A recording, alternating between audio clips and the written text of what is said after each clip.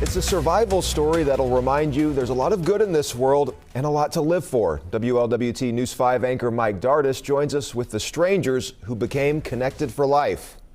I met a resilient man with a very important message about cancer who found a unique way to tell people about his story. I was lost. Thomas Talley says a cancer diagnosis sent his mind spiraling into a dark place. I was out in the world and I felt alone.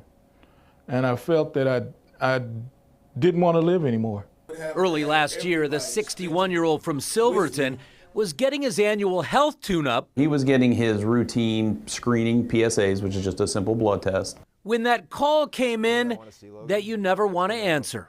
His levels took a big spike, from one year to the next. So sort of sent up an alarm signal that something was going on. An MRI confirmed that something was a dangerous tumor. It was a high-stage, high-grade prostate cancer. Christ Hospital urologist Dr. Justin Cox discovered the tumor around the prostate, but it hadn't spread.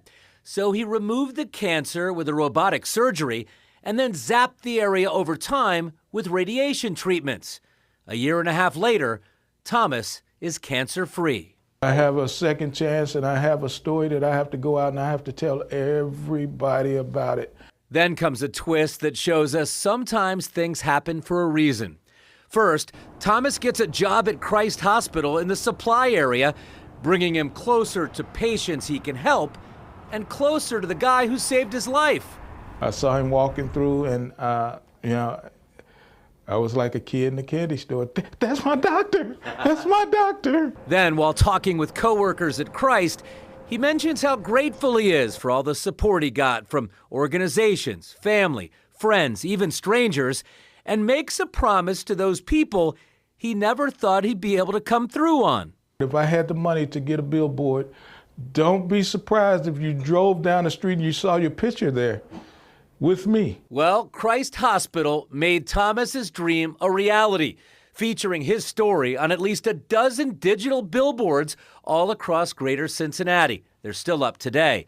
A visual reminder there are good people out there, people who care, and having a good doctor helps too. When you hear Thomas say things like, you saved my life, it almost brings a tear to your eye. It's so, it means a lot.